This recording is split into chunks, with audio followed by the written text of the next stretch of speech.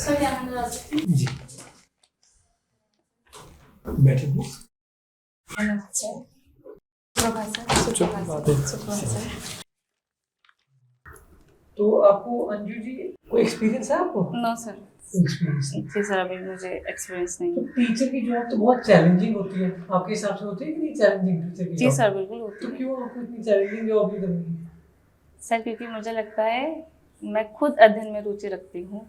और जब हमारी बीएड की ट्रेनिंग हुई थी उस समय मुझे बच्चों के साथ घुलने मिलने का अवसर प्राप्त हुआ था, और उनको पढ़ाना, रोज़ाना उनसे मिलना, हर दिन एक नया विषय, एक नए तरीके से पढ़ाना, सर वो चीज़ें मुझे बहुत उन्होंने आकर्षित किया, जिसकी वजह से मुझे लगा कि मुझे इसी ही प्रोफेशन में जाना है। जी सर। ठीक है, तो हिंदी पे मेरा एक पहले तो एक साधारण सा क्वेश्चन पूछ रहा हूँ मैं हिंदी से। हाँ जी सर। आजकल जो है हिंदी की तरफ लोगों की रुचि कम हो गई है, धीरे धीरे कम होती जा रही हाँ है। जी सर। आप इस रुचि को लोगों के अंदर कैसे जगाओगे, कैसे हिंदी के प्रति आप लोगों को जागृत करोगे, क्या करोगे बच्चों को जागृत करना? हाँ जी सर। सर पहली जो बात है वो तो ये है कि सबको लगता है कि हिंदी में व्यवसाय नहीं है, तो कोई भी बच्चा हिंदी पढ़ना ही नहीं चाहता। उन्हें लगता है कि हम पढ़ लेंगे, आगे हम इसमें क्या करेंगे। तो सर हम पहले बच्चों को ये बता सकते हैं कि आप हिंदी में लेखन कार्य में जा सकते हैं अगर आप बहुत अच्छे हैं। सर आपकी अगर भाषा पर पकड़ अच्छी है तो आप सर संवाददाता के कार्य में जा सकते हैं। तो अगर हम उन्हें ये बताएंगे कि सर आप अलग अलग व्यवसाय में जा सकते हैं हिंदी के माध्यम से, सर वो स्वतः अपने आप उसमें रुचि लेंगे। ठीक तो है सर ऐसा कुछ कर सकते हैं। ठीक है। अच्छा, संधि भी होते हैं, समास भी होते हैं। हाँ जी सर। संधि और समास में क्या अंतर है फिर? दोनों में मिलन ही होता है, वैसे तो हाँ मेल जी, होता है, हाँ पर जी सर। अंतर क्या है फिर? जी सर, मैं बताती हूँ। सर संधि होता है जब दो निकटवर्ती वर्णों का जब हम मेल कराते हैं तो उसे हम संधि कहते हैं। लेकिन जब दो शब्द या उनसे अधिक पद भी हो सकते हैं, उनका हम मेल कराते हैं, तब हम उसे समास कहते हैं। अच्छा, वर्ण होते हैं। वर्ण, अगर मैं वर्ण को अक्षर बोलूंगा तो गलत रहेगा या सही रहेगा? वर्ण अक्षर नहीं सर, हम कह सकते हैं वर्ण को अक्षर कह सकते हैं। ठीक है। अभी माना मैं वनवास बोलता हूँ तो हाँ इसमें जी। कौन सा समास है वनवास में? वनवास सर, हम समास को हम जब विग्रह करते हैं उसके हिसाब से हम इसका वो निर्धारित करते हैं कौन सा समास है। अगर मैं इसका विग्रह करती हूँ वनवास, वन में वास, तो हम यहाँ तत्पुरुष समास कह सकते हैं। लेकिन अगर मैं इसका विग्रह करती हूँ वन में वास करने वाला, तो सर वन में वास श्री रामचंद्र तो वनवासी हो तो वनवासी हो जाएगा। वनवासी जी सर, फिर तत्पुरुष। ठीक है, वनवास में तत्पुरुष समास है। हाँ जी। तत्पुरुष के अलग अलग भेद हैं। हाँ जी सर, होते हैं कारक चिन्ह के अनुसार। हाँ जी तो सर। इसमें ये कौन सा है फिर? वन में वास, ठीक बोल रहे हो आप? में अधिकरण में पर सर अधिकरण समास। ठीक है। अगर मैं काली मिर्च बोलता हूँ तो इसमें कौन सा समास है? काली है जो मिर्च, कर्मधारय समास। ठीक है। अभी जैसे मैंने बोला है ऊंचा। हाँ जी सर। तो ऊंचा एक विशेषण है? हाँ जी सर। ठीक है। तो जी सर, अगर मैंने ऊंचाई बोला है तब क्या है ये? सर इसको हम संज्ञा ले सकते हैं। संज्ञा के भेद होते हैं, कौन सी संज्ञा है ये? हाँ जी, ऊंचाई सर दिखती नहीं है सर, भाववाचक या दूसरा कौन सा है? ऊंचाई सर गुण हो सकती है। गुणवाचक। जी सर। गुणवाचक संज्ञा होती है कि विशेषण होता है? विशेषण होता है, गुण। ठीक है, तो ऊंचाई भाववाचक संज्ञा हो जाएगी। ठीक है, चलो आगे बढ़ते हैं। अगर छंद की बात करें हाँ जी सर। तो छंद पता है आपको क्या होते हैं? जी सर। कितने अंग हैं छंद के? सर छंद दो प्रकार के होते हैं, मात्रिक और वार्णिक। जी सर। सर जब हम मात्राओं की गणना करते हैं किसी पद में तो वो मात्रिक छंद कहलाते हैं। जब हम वर्णों की गणना करते हैं तो वो वार्णिक छंद कहलाते हैं। एक सूत्र तो आपने जब भी छंद पढ़ते तो एक सूत्र हम सुनते हैं, यमता राज भान सलगा। जी सर। सुना आपने ये? सर वो सुना है पर उस पर अभी मुझे गहराई से नहीं पता। अच्छा चलो कोई बात नहीं। छायावाद के बारे में पता है आपको? छायावाद कब से कब तक था हिंदी साहित्य में? सर 1918 से 1936 तक। 36 से 38? सर 36 तक। सर 36? 36 और 38 दोनों तिथियां ली जाती हैं, पर ज्यादातर पुस्तकों में 1936 ही दिया गया है। ठीक है। 4 स्तंभ तो आपको पता ही है कौन हाँ कौन जी से हैं। सर। सूर्यकांत त्रिपाठी निराला जी के बारे में बताओ कुछ। सूर्यकांत त्रिपाठी निराला जी, सर ये भी 4 स्तंभों में से आते हाँ, हैं। 4 स्तंभ में हाँ से जी। एक, उनके बारे में बताओ। सर सूर्यकांत त्रिपाठी निराला जी, उन्होंने कविताएं अधिक लिखी हैं, जिसमें से उनकी सरोज स्मृति अपनी बेटी की याद में उन्होंने ये कविता लिखी वो है। बहुत ही प्रसिद्ध है। अच्छा, जो कि शोकी दीपशिखा किसने लिखी है? जी महादेव वर्मा जी। और यामा? जब ये भी उन्हीं की है। और अर्चना? क्या पूजन क्या अर्चन रे सर, अर्चना जहाँ तक मुझे याद है ये महादेव वर्मा जी की हो सकती है सर, मैं श्योर नहीं। आराधना किसकी है फिर? जिन्होंने अर्चना लिखी उन्होंने आराधना भी लिखी है, गीतिका भी लिखी है, परिमल भी लिखी है। सर ये सारी रचनाएं उनकी हैं, निराला जी की। और हम जयशंकर प्रसाद जी की भी बात करते हैं। हाँ जी हाँ जी। 4 स्तंभ में एक जी स्तंभ सर, है। जी सर। कब हुआ था इनका जन्म? 1890। इन्होंने एक महाकाव्य लिखा था जो कि आपको पता होना चाहिए, कौन सा था वो? जी कामायनी। Very good. अभी सुमित्रा नंदन पंत जी हैं, इनका जन्म कब हुआ था? कोसानी में हुआ था, इतना आपको पता होगा। प्रकृति के सुकुमार भी इनको बोला जाता था। हाँ जी सर। कोसानी में हुआ था 1900 में। इनकी कुछ रचनाएं बता दो, पंत जी की रचनाएं। पंत जी की सर गीतिका, गुंजन, सर पल्लव जिसे छायावाद का मैनिफेस्टो कहा जाता है, और युगांत, युगवाणी, सर ये सभी इनकी रचनाएं हैं। अच्छा, ग्रंथि किसने लिखा है? ग्रंथि सर ये भी पंत जी ने ही लिखा। ठीक है। अब हम बात करेंगे हिंदी साहित्य में आदिकाल की। तो आदिकाल को आदिकाल क्यों कहा गया है? सर अगर हम इसका शब्द से तात्पर्य निकालें, आदि का मतलब होता है पुराना, ठीक है है ना? तो जो सबसे पहले हुआ, जो सबसे पुराना है, तो उसको हम आदिकाल संज्ञा से नवाजते हैं। ठीक है। हिंदी साहित्य का इतिहास पढ़ा है आपने? हाँ जी। पूरा 4 काल पढ़े आपने अच्छे से? सर जी पढ़े हैं। ठीक है। तो कब से शुरू हुआ हिंदी साहित्य का इतिहास? सर आदिकाल से माना जाता है। आदिकाल से माना जाता है, पर कोई ईस्वी होगी, किस शताब्दी में हुआ? अच्छा सर, आदिकाल का जो संवत माना जाता है वो जाता है 1050 से 1375 तक, जो कि आचार्य रामचंद्र शुक्ल जी ने माना है। सर उसके बाद आता है हमारा भक्ति काल 1375 से। अच्छा, मेरा एक सवाल है, आप ये सही बता रहे हो, लेकिन क्योंकि साहित्य तो पहले से, रचनाएं तो पहले से होने लगी थी हिंदी में। जी सर। ठीक है। तो इसमें एक आता है हर्षवर्धन, सुना है उनका नाम? उनका भी कुछ रोल था इसमें थोड़ा सा। उनका रोल ये नहीं था कि उन्होंने कुछ लिखा है, हालांकि उन्होंने भी लिखी, कुछ रचनाएं उन्होंने भी लिखी हैं, पर उनकी मृत्यु के बाद हिंदी साहित्य का इतिहास शुरू हुआ था। हिंदी साहित्य में रचनाएं लिखनी शुरू हुई थी। अगर मैं आदिकाल की प्रवृत्तियां बोलूं तो क्या क्या प्रवृत्तियां यहाँ पर सर? मतलब इनकी विशेषताएं क्या है? हाँ जी हाँ जी। सबसे पहले तो ये कि इसमें वीर काव्य लिखा गया था। सारा जो सारा रासो साहित्य है वो सब आदिकाल में ही लिखा गया था। रासो साहित्य की बात कर लेते हैं। 2 रासों के नाम बताओ। एक तो पृथ्वीराज रासो हो गया, एक और भी रासो है जिसको कि दलपति विजय ने लिखा है, वो कौन सा था? सर खुमान रासो। ठीक है, खुमान रासो। ठीक है। एक आपने अच्छा बोला कि यहाँ पर जो है वीरों की, मतलब जो भी है उनका गुणगान किया जाता था। और क्या था इसमें? सर इसमें जो आश्रयदाता थे, मतलब क्योंकि जो कवि थे वो आश्रयदाताओं के आश्रय में रहा करते थे, तो सर ठीक है, वो अपने आश्रयदाताओं के गुणगान भी करते हैं। बहुत सिंपल सी बात है। आश्रयदाताओं के गुणगान करने वाले और भी कवि हुए हमारे साहित्य में, वो कौन है? आदिकाल में तो थे, और भी आगे भी हुए हैं सर। रीतिकाल में भी ऐसे ही कवि हैं जिन्होंने अपने आश्रयदाताओं का गुणगान किया है, उनको प्रसन्न करने के लिए कविताएं लिखी हैं। चलो अब रीतिकाल पे चले जाते हैं। रीतिकाल में रीतिबद्ध, रीति मुक्त और रीति सिद्ध होते हैं, होता है कुछ ऐसा? क्यों बोला गया इनको बद्ध, मुक्त, सिद्ध? मतलब बद्ध मतलब बंधे हुए। सर जो काव्य है, जो रीतिकाल में लक्षण ग्रंथ लिखे गए थे, तो उनके सर कुछ नियम होते हैं। मैं वही नियम जानना चाहता हूँ, वो कौन से नियम थे?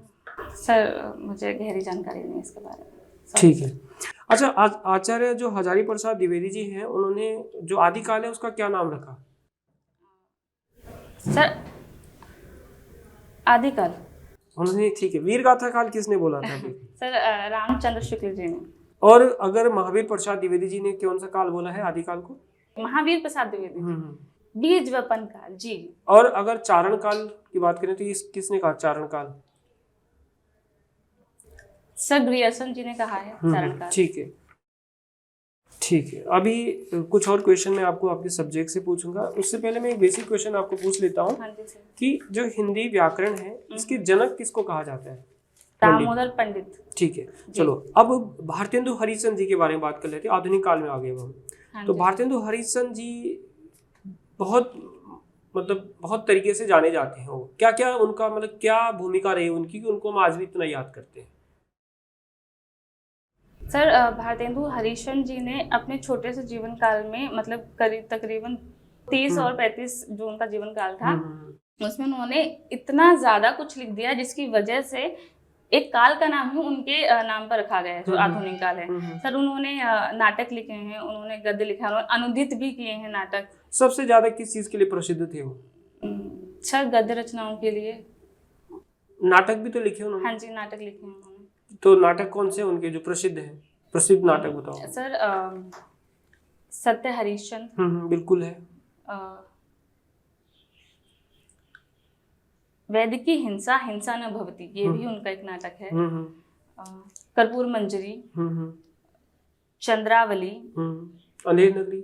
अंधेर नगरी जी सर, जी अंधेर नगरी।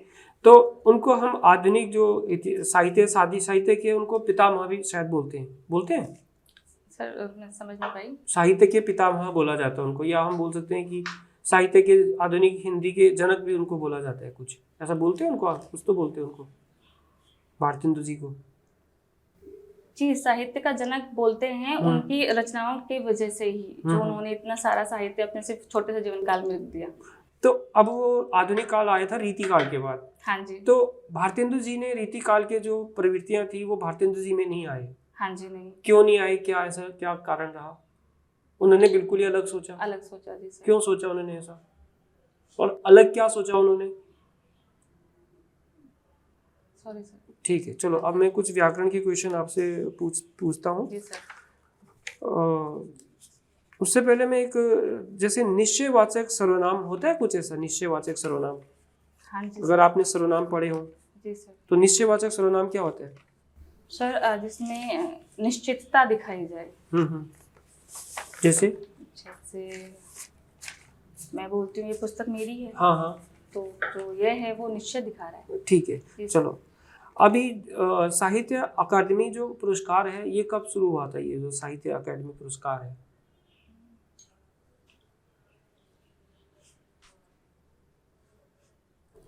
सर 1955 में। 54 में 1954। और ज्ञानपीठ?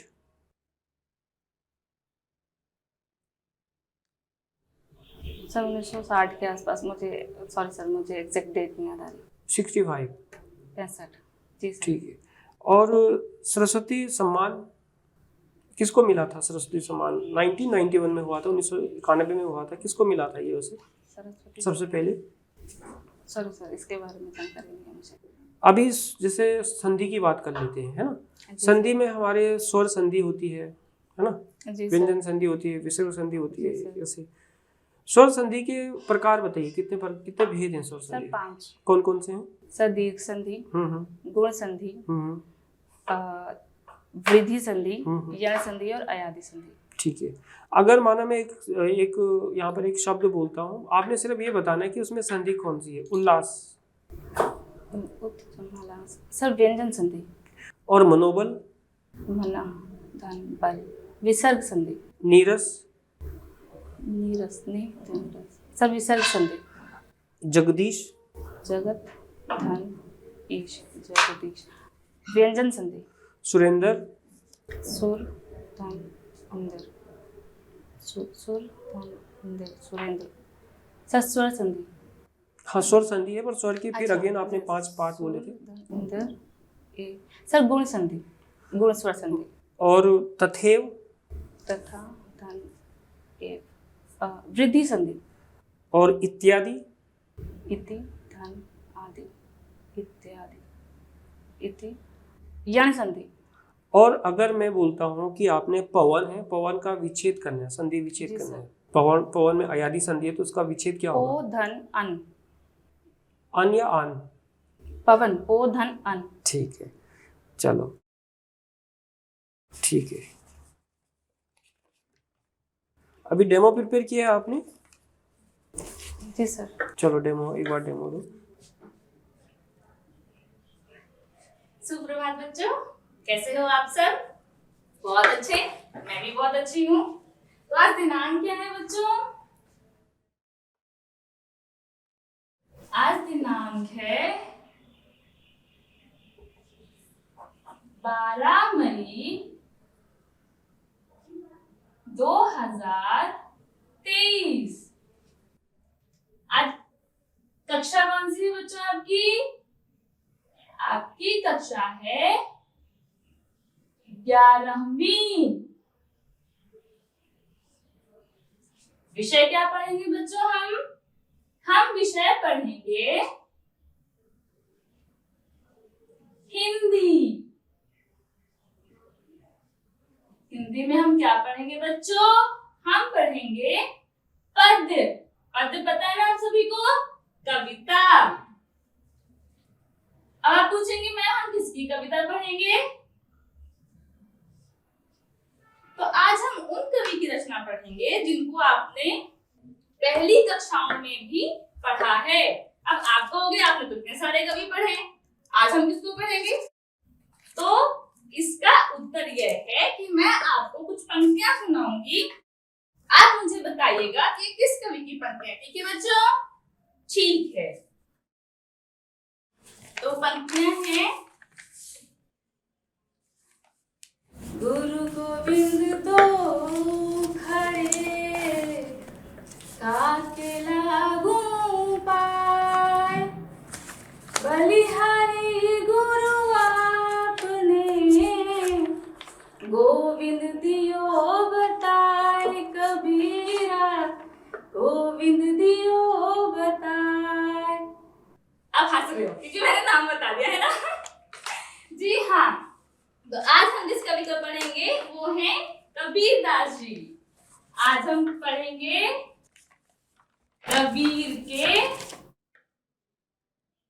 पद। क्या पढ़ेंगे बच्चों? कबीर के पद। सबसे पहले हम कबीर जी के बारे में थोड़ा सा जानते हैं, उसके बाद हम कविता पढ़ेंगे। ठीक है बच्चों?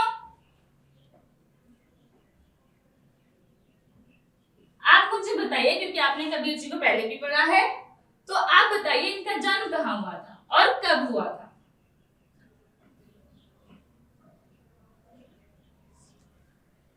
इनका जन्म हुआ था 1398 ईस्वी में। कहाँ हुआ था बच्चों? जी हाँ, उत्तर प्रदेश के लहर तारा नामक स्थान पर। इनकी मृत्यु कब हुई थी बच्चों? इनकी मृत्यु हुई थी 1518 ईस्वी में। कहां पर बच्चों? मगहर नामक स्थान पर। क्या आपको पता है ये कौन सी शाखा के कवि हैं? आपने भक्ति काल सुना है? नहीं सुना? अच्छा, तो कबीरदास जी भक्ति काल धारा के निर्गुण शाखा के कवि हैं। ठीक है बच्चों? अब हम पद पढ़ेंगे बच्चों। उससे पहले मैं थोड़े से कठिन शब्द, जैसे जैसे मैं आपको पढ़ाती जाऊंगी वैसे वैसे कठिन शब्द हम देखते जाएंगे। इसका हम देखेंगे भाव पक्ष और हम इसका देखेंगे तला पक्ष। सबसे पहले मैं इसका आदर्श वाचन करूंगी और आपको एक एक करके पंक्तियां समझाती जाऊंगी। ठीक है बच्चों? संतों देखत जग बौराना। कबीरदास जी क्या कह रहे हैं कि संतों देखो जग क्या है? बौरा गया है। बौराना क्या होता है? अच्छा, बौराना होता है बुद्धि भ्रष्ट हो जाना या फिर पागल हो जाना। बौराना क्या होता है बच्चों? बौराना होता है बुद्धि भ्रष्ट हो जाना।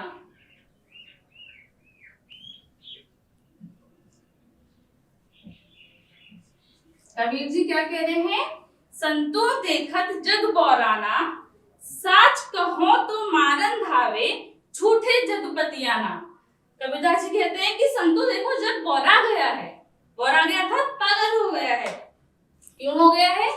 साच कहो तो मारन धावे। साच कहो, साच होता है सत्य। साच होता है सत्य। अगर हम जो सत्य बताते हैं तो ये मारने के लिए दौड़ता है। धावे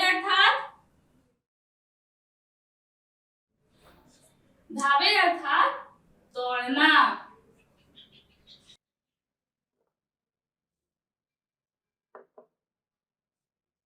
धावे का अर्थ क्या होता है बच्चों? दौड़ना। साच कहो तो मारन धावे, झूठे जगपतियाना। झूठे जगपतियाना अगर सच कहते हैं तो मारने के लिए दौड़ता है, लेकिन हम झूठ कहते हैं तो उस पर विश्वास कर लेता है। पतियाना अर्थात विश्वास करना।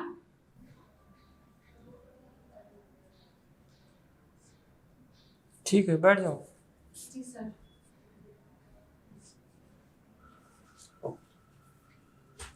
अच्छा पढ़ाया आपने। बैठ। कुछ अलंकार की बात कर लेते हैं। तो अलंकार में जो वीप्सा अलंकार होता है एक, जी सर। कौन सा अलंकार होता है ये? सर वीप्सा अलंकार को ही हम लुप्ति प्रकाश अलंकार भी कहते हैं, जिसमें एक शब्द एक से अधिक बार आता है पर उसका अर्थ समान होता है। इसे हम किसी बात पर जोर देने के लिए भी इस्तेमाल कर सकते हैं। जब हम 2 बार इस्तेमाल करते हैं शब्द तो जैसे जब हम किसी को बहुत आदर देते हैं तो वहाँ पर कौन सा अलंकार होता है? सर वहाँ भी वीप्सा ही होता है।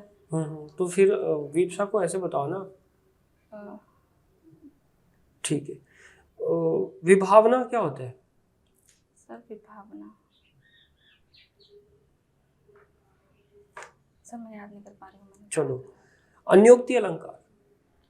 सर अन्योक्ति अलंकार होता है जहाँ हम किसी अन्य के द्वारा कुछ कहलवाते हैं। एक उदाहरण, प्रसिद्ध उदाहरण है अन्योक्ति अलंकार का। सर सॉरी, मुझे याद नहीं आ रहा। नहीं पराग, नहीं मधुर मधुर, ऐसा। हाँ जी, ऐसा कुछ है। वो पंक्तियां मुझे याद नहीं। पंक्तियां याद नहीं, ठीक है। हाँ जी सर। वक्रोक्ति अलंकार क्या होता है? सर वक्रोक्ति अलंकार वहाँ होता है जहाँ हम किसी बात को थोड़ा घुमा फिरा कर कहते हैं, तो वहाँ वक्रोक्ति अलंकार। उदाहरण देके बताना। सर उदाहरण याद नहीं मुझे। वक्रोक्ति अलंकार में कोई वक्ता भिन्न होता है, श्रोता भिन्न होता है, ऐसा नहीं होता कुछ? सर नहीं, मैंने इसके बारे में नहीं पढ़ा। जहाँ तक मतलब मैंने छोटी कक्षाओं में पढ़ा था, या गहरी जानकारी मुझे नहीं है। ठीक है, कोई बात नहीं। अच्छा, अभी हरिश्चंद्र जी के बारे में बात हो रही थी और हिंदी साहित्य का इतिहास की बात करेंगे तो भारतेंदु हरिश्चंद्र के बारे में जरूर बात होती है। वो हिंदी साहित्य के जनक उनको जैसे बोला जाता है। तो उन्होंने जो नाटक लिखे हैं, नाटक की एक बात हमने कर ली है। उनके अलावा आधुनिक काल के प्रसिद्ध 4 नाटककार कौन हैं आपके अनुसार? धर्मवीर भारती के बारे में सुना आपने? हाँ जी सर। कौन थे वो, क्या लिखा उन्होंने? सर धर्मवीर भारती जी ने उपन्यास भी लिखे हैं। उन्होंने उनके उपन्यास का नाम बताओ। सर ठंडा लोहा,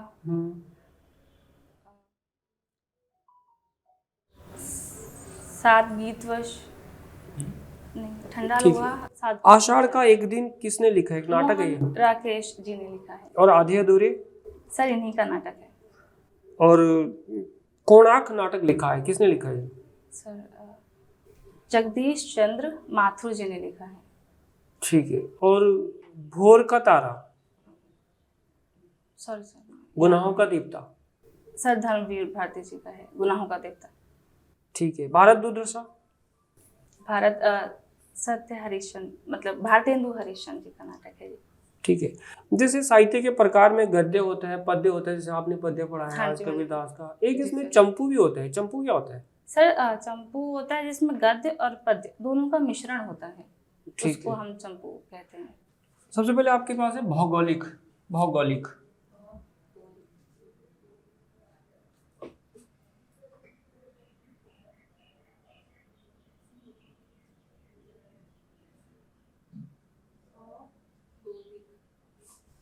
ठीक है। नुपुर? नुपुर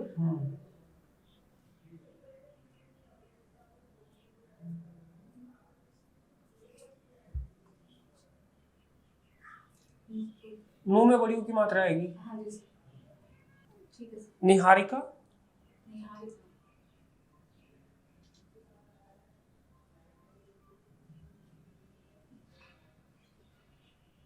निहारिका, बड़ी नी की मात्रा आएगी, नहीं सर। छोटी आएगी, हाँ जी। ठीक है।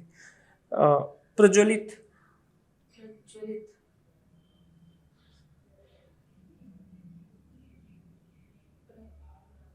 प्रज्वलित है। प्रज्वलित, प्रज्वलित,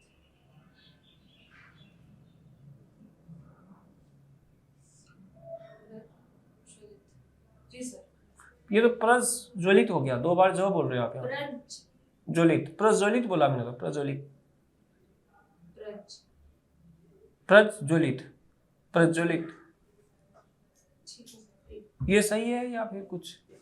सर मुझे ये सही लग रहा है जैसा हम उच्चारण करते हैं, प्रज्वलित। प्रज्वलित बोलते हैं, प्रज्वलित बोलते हैं। प्रज्वलित बोलते हैं। प्रज्वलित, प्रज्वलित, ये प्र, नहीं इसमें एक ही जो आएगा, एक जो को काट दो। जी सर। नेक्स्ट, प्रज्वलित, जी सर। औषधि, औषधि, औषधि,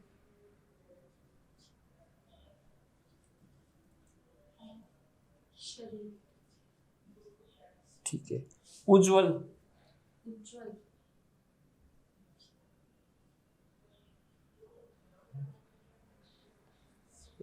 उज्ज्वल, शमशान, शाम, शान या शान। नहीं सर, शाम पर, शाम, शाम, शाम आता सर। शाम। नेक्स्ट वन, कृत्रिम, सही है। हाँ ठीक है ये। कृत्रिम, हाँ,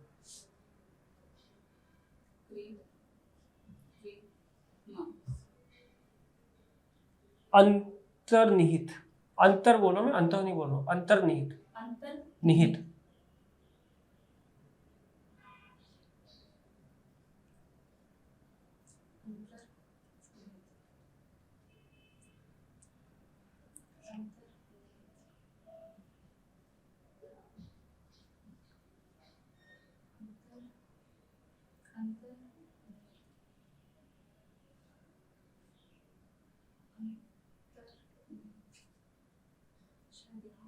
ठीक है, ठीक है, चलो बैठो।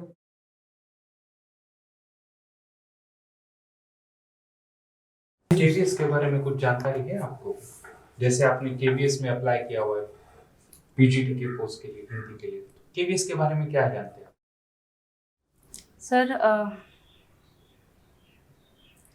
केवीएस के बारे में जानने के लिए ही अप्लाई किया है, क्योंकि ये बहुत प्रतिष्ठित संस्थान है। तो उसमें मैं, अगर मुझे सौभाग्य मिला कि मैं वहाँ उस प्रतिष्ठित संस्थान का हिस्सा बन पाऊंगी। केवीएस की फुल फॉर्म क्या है? केंद्र विद्यालय संगठन। संगठन है कि स्कूल है? संगठन। श्योर? हाँ जी सर। केंद्र या केंद्रीय? केंद्र विद्यालय संगठन, केंद्रीय विद्यालय संगठन, केंद्रीय विद्यालय संगठन। सिर्फ इंडिया में है केवीएस या बाहर? सर बाहर भी हैं। कहाँ है बाहर? सर बाहर हैं 3, जहाँ तक मैंने पढ़ा है 3 विद्यालय बाहर भी हैं। सर काठमांडू में हैं, तेहरान में हैं और रशिया, सर वहाँ भी एक। रशिया में कौन सी जगह पे है? सर जहाँ तक मुझे याद आ रहा है मॉस्को में शायद, सर मैं श्योर नहीं हूँ उसमें। अगर आपकी पोस्टिंग मॉस्को में हो जाती है तो आप जाने के लिए रेडी हो? वहाँ पे जी, बहुत ठंड होती है। जी बिल्कुल।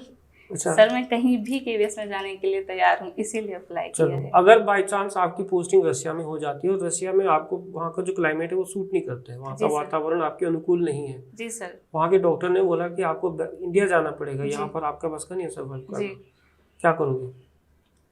सर, हम किसी भी नई जगह जाते हैं तो हम अनुकूलित तो कभी होते ही नहीं है पहले, हमें वहाँ समय लगता है अनुकूलित होने में। समय लगने के बाद भी नहीं हुआ आपको? समय मतलब आपका जो जो बोलते हैं ना बॉडी का मेटाबॉलिज्म है उस तरह हाँ का जी। है कि वो सूट नहीं हो रहा आपको वहाँ पे? सर पहले तो मैं कोशिश करूंगी कि मैं क्या कर सकती हूँ जिसकी वजह से मैं वहाँ सब सर्वाइव कुछ हो गया, आप पूरी कोशिश कर ली, डॉक्टर ने तो यहाँ तक बोल रहा है कि आपको जल्द से जल्दी यहाँ से इंडिया जाना पड़ेगा, तब जी क्या सर। करोगे? तो सर मैं भारत वापस आना चुनूंगी। रिजाइन दे दोगे ना? जी सर, क्योंकि हेल्थ इज वेल्थ, शरीर है तो सब कुछ है ना। जी सर, अगर मैं वहाँ रह के केवीएस में रह के अगर मैं स्वास्थ्य से सही नहीं हूँ तो मैं ना मैं बच्चों को पढ़ा पाऊंगी।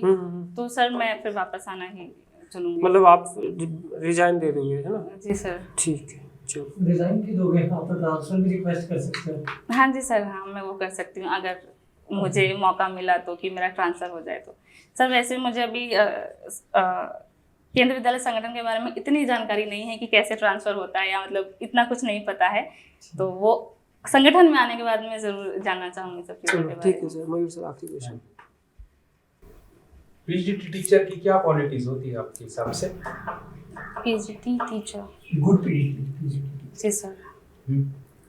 सर शिक्षक किसी भी स्तर पर हो, उनके जो गुण हैं वो समान रहते हैं। बस बच्चों का जो कह सकते हैं हम मानसिक लेवल स्तर है उसके अनुसार थोड़ा सा शिक्षक को अपना विधियां जो हैं, तकनीक हैं वो अपनानी पड़ती हैं। सर मुझे लगता है एक अच्छे शिक्षक में जो गुण होते हैं वो होता है सबसे पहला उसका अनुशासन, और दूसरा वो खुद कितना सीखने के लिए उत्सुक है। जब तक वो सीखने के लिए उत्सुक नहीं है वो बच्चों में रुचि नहीं जगा सकता। तो सर मुझे लगता है कि वो उत्सुकता सीखने की, अनुशासन, तीसरी चीज़ धैर्यवान होना। टीचर में तीनों ही गुण है उसमें, वो अनुशासन प्रिय भी है, जी। उसको अनुशासन भी है, जी खुद सीखने की जो आपने बात की इच्छा, थी वो जी। इच्छा भी है उसके अंदर, और हाँ तीसरा आपने धैर्यवान बोला, धैर्यवान भी है। जी सर। पर वो जब पढ़ाता है तो पढ़ाते टाइम बच्चे ध्यान नहीं देते कि सर क्या पढ़ा रहे हैं। सर फिर तो शिक्षक की कमी है। क्या कमी हो सकती है शिक्षक में? सर हो सकता है उनका पढ़ाने का तरीका बहुत ही उबाऊ हो सकता है बच्चों का जो मानसिक स्तर है उसके ऊपर जो है शिक्षक वो पढ़ा रहा है उनको समझ ही नहीं आ रहा, तो सर वो रुचि कैसे लेंगे उसमें?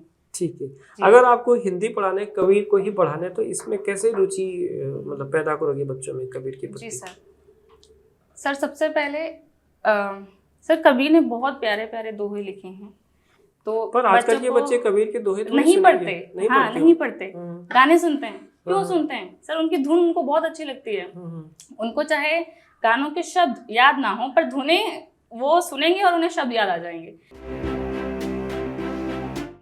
अंजू मैडम आपका कॉन्फिडेंस ठीक है, काफी अच्छा है, सब्जेक्ट नॉलेज फेयर है। जैसे दो चीजें मैंने पकड़ ली थी इसमें, जैसे आपको जो हिंदी साहित्य में जो पुरस्कार है उनके साल याद रखने पड़ेंगे। जी सर। कौन से पुरस्कार है और वो कब से शुरू हुए थे? जी सर।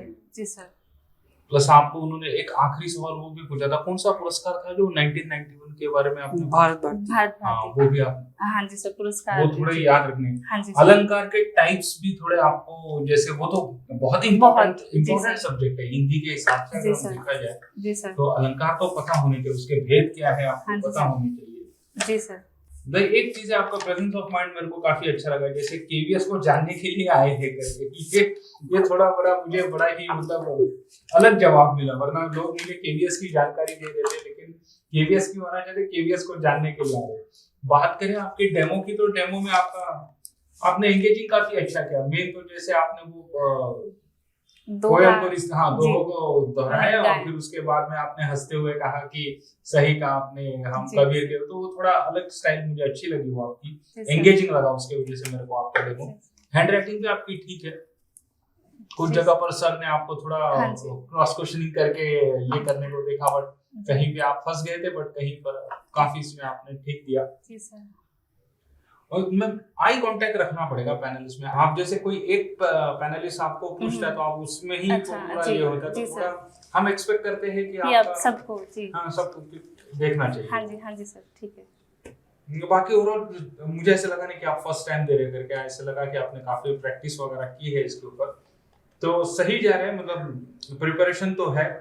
बस 2-3 है, जैसे अलंकार वगैरह हम इसमें मिस आउट नहीं कर सकते। चलो पुरस्कार का फिर भी नाम, पुरस्कार कौन सा है याद रख लिए, ठीक है, साल चलो थोड़ा सा आगे पीछे हो गया, चलो ठीक है, बट अलंकार इज मेन टॉपिक, तो उससे मत लेके। जी सर। जैसे आपको मैंने पूछा था क्यों हायर करना चाहिए वगैरह, उसके भी आपने काफी अच्छे तरीके से इनको जवाब दिए है, तो ओवरऑल ठीक था मैडम, आपका कॉन्फिडेंस वगैरह है गुड सर। ठीक है, मेरे एंड से भी आपका जो, मैं हिंदी को जैसे 2 पार्ट में, हम लैंग्वेज कोई भी हो 2 पार्ट में डिवाइड करते हैं, एक तो व्याकरण होता है और एक होता है साहित्य। जी सर। जी सर। तो व्याकरण और साहित्य, व्याकरण में मुझे थोड़ा सा आपका पकड़ अच्छी लगी, यहाँ पर भी आपने सही लिखे हैं वर्ड, जो भी शब्द लिखे हैं। जी सर। लेकिन साहित्य की बात की जाए, हो सकता है कि पहली बार आप दे रहे हो, ये मैं भी समझ सकता हूँ कि होता है, और भूल जाते हैं। मैं भूल जा रही हूँ। हाँ, तो वो जी चीज़ सर। पे हम, वो प्रैक्टिस से होगा। ये चीज़ हमारे, कई बातें हमारे कॉन्शियस माइंड में रहनी हाँ चाहिए, जी। सचेत दिमाग में हमारा हाँ रहनी जी चाहिए सर। कि उसका आंसर में आना चाहिए। जी सर। जैसे पुरस्कार की बात होती है, तो वो तो बहुत ही सिंपल टर्म है, वो तो पूछ ही सकता है वो जी कि सर। कौन सा पुरस्कार कब शुरू हुआ, क्या जी हुआ, सर, किसको जी मिला, सर, या जी सर। अभी किसको मिला लास्ट टाइम जो भी मिला, ये चीज़ है। जी सर। पर क्योंकि आपका फर्स्ट था तो उसके अकॉर्डिंग फिर भी ठीक था आपका। ठीक है सर। एक सवाल तो मेरा, केवीएस को अगर हायर करना चाहिए इतने सारे लोगों में से, आपको ही क्यों चुने हम? जी सर।